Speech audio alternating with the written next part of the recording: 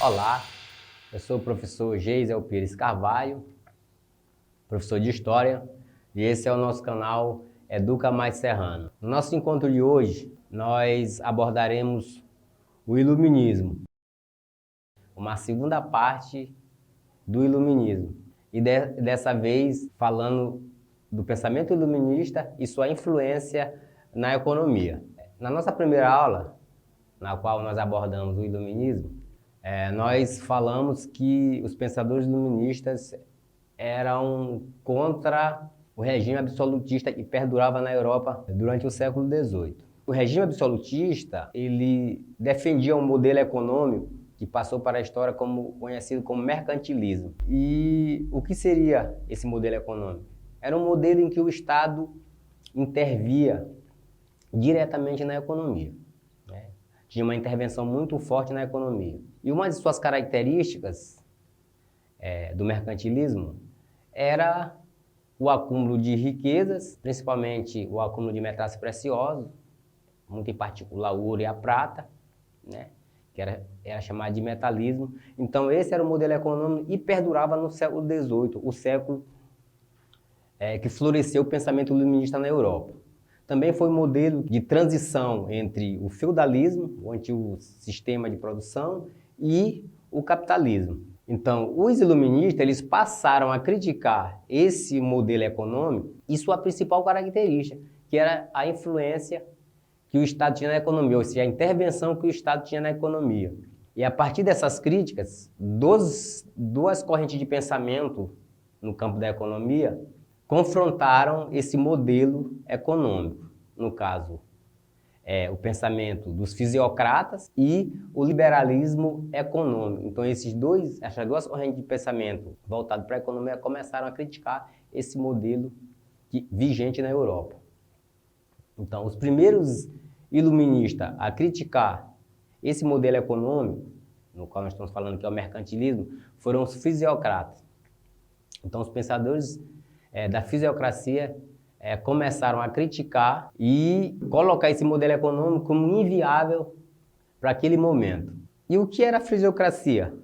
Bom, o fundador dessa corrente de pensamento foi o francês François Quesnay.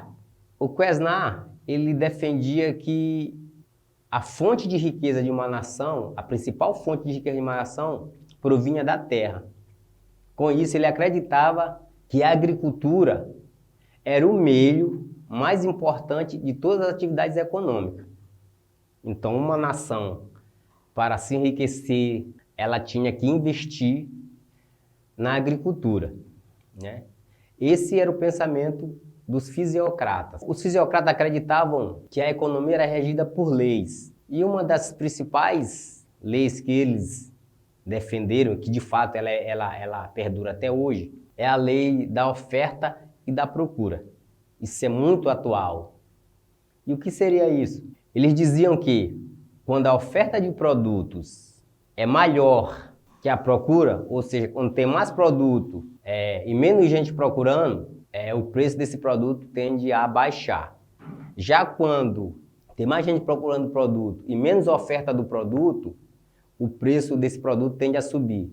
Isso é bem atual, isso a gente vê nos dias de hoje. Eu vou usar um exemplo bem próximo da gente, aqui em Serrano do Maranhão. Tem um produto que nós consumimos bastante, que para outros estados se chama de açaí, mas aqui na nossa região nós conhecemos como jussara. Quando tem muita jussara, a oferta da jussara é muita, o preço da jussara lá cai. E é um produto bastante consumido. Então, quando tem muita jussara, a oferta da jussara é muita, o preço vem para baixo, cai, baixa. Quando tem pouca jussara, nesse período de entre safra da jussara, ou seja, que a oferta é muito pequena, o preço vai lá para cima, né? Então, isso é uma lei que os fisiocratas defendiam lá no século XVIII, né? Os pensadores da fisiocracia defendiam essa lei da oferta e da procura, que é muito vigente, é muito atual e vigora até nos dias de hoje. Os fisiocratas, os iluministas da fisiocracia, eles defendiam exatamente essa não intervenção do governo no comércio, na economia. Eles acreditavam que o mercado deveria regir por si só, deixava-se conduzir, e não que o governo fizesse essa intervenção que havia no modelo mercantilista.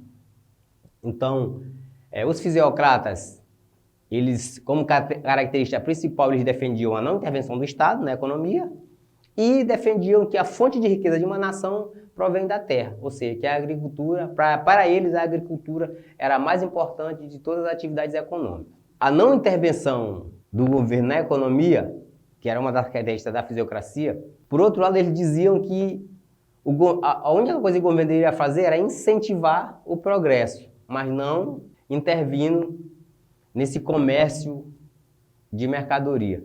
Essa era a primeira corrente de pensamento voltado para a economia. Influenciou a economia naquele século XVIII, propriamente dito, mas que tem influência até nos dias atuais. A primeira corrente de pensamento iluminista voltada para a economia foram a dos fisiocratas, ou seja, da fisiocracia, né? E a segunda corrente iluminista, do pensamento iluminista, que influenciou a economia do século XVIII, do século em questão, foi a corrente que pensava o liberalismo econômico. O liberalismo econômico foi uma corrente de pensamento iluminista, que teve um grande expoente, o pensador britânico Adam Smith. Ele discordava num ponto dos fisiocratas, né? Porque para o Smith, a principal fonte de riqueza de uma nação não provém da terra, não está na agricultura, né? Ele acreditava, né? Ele fez um estudo profundo que acreditava que a fonte de riqueza de uma nação, ela está na força de trabalho humano, e não na agricultura. Mas, por outro lado, ele discordava nesse ponto específico na geração de riqueza de uma nação. Havia uma discordância entre os pensadores do liberalismo e os pensadores da fisiocracia quanto à geração de riqueza de uma nação. Enquanto um acreditava ser a terra, a agricultura, o Smith acreditava que era a força de trabalho humano. Por outro lado, eles concordavam num ponto. Assim como os fisiocratas, Smith também defendia a não intervenção do Estado na economia. Smith defendia a livre concorrência e esse livre comércio entre as nações. Então ele acreditava que esse comércio não deveria haver intervenção do Estado, que o próprio mercado deveria se conduzir. Ele acreditava que, de acordo com a aptidão de cada nação, essa nação deveria produzir aquilo que mais ela tinha aptidão. Se uma nação tinha aptidão para a agricultura, se dedicasse à agricultura. Se uma determinada nação tinha aptidão para a industrialização, deveria se dedicar à produção industrial. Assim pensava os liberais, né? Assim pensava Adam Smith.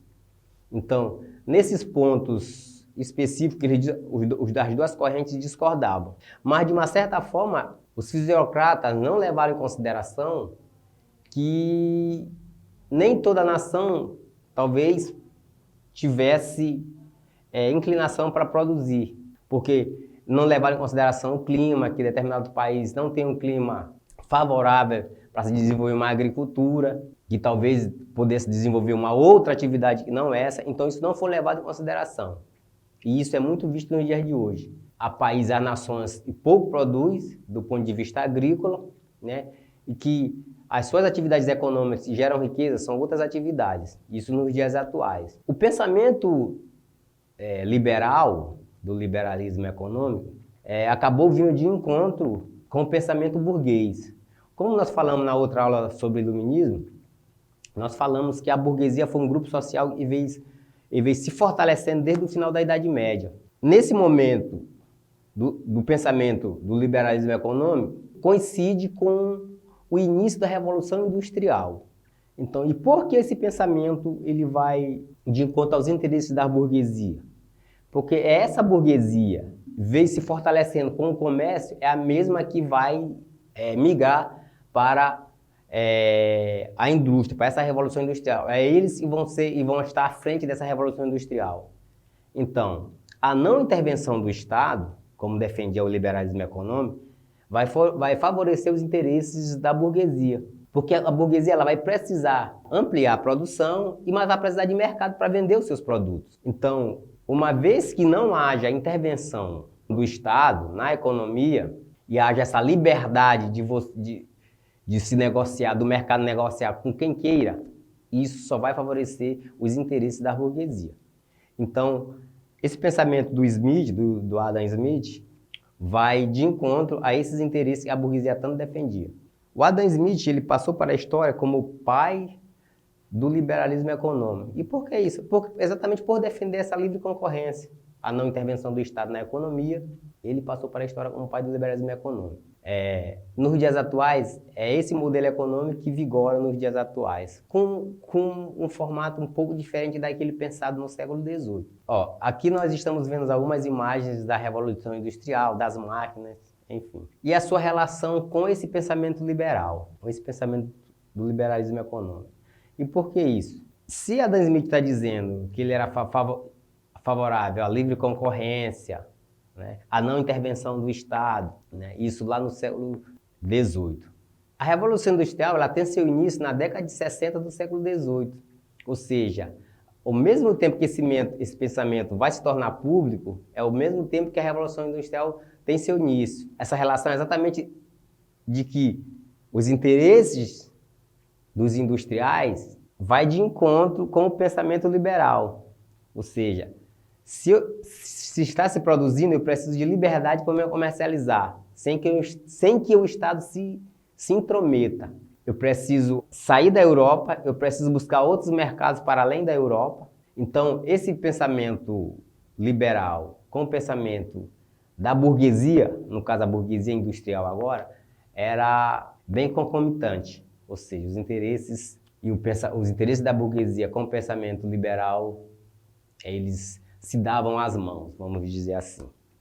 Então, nesse modelo de pensamento voltado para a economia, as duas correntes de pensamento que vigoravam e que influenciaram a economia do século XVIII, mas mesmo após o século XVIII, foi o pensamento de Adam Smith, defendido por Adam Smith, e o pensamento dos fisiocratas. Com uma diferença, talvez, que o pensamento dos fisiocratas talvez não tivesse a abrangência nos dias atuais como tem o pensamento do Adam Smith, do liberalismo econômico. Mas os fisiocratas também tinham uma razão. A agricultura, a terra também é geradora de riqueza. Porém, não é, de fato, a atividade mais importante, né, como eles defendiam. Mas, tanto uma quanto a outra influenciaram o pensamento econômico daquele tempo e o pensamento econômico atual. Esse nosso encontro de hoje era uma continuidade sobre o conteúdo do iluminismo, trabalhado na aula anterior, né? Só que dessa vez voltado para a questão da economia. Pois bem, pedimos que você deixe seu like, se inscreva no nosso canal e ative o sininho de notificações. Muito obrigado e até o nosso próximo encontro.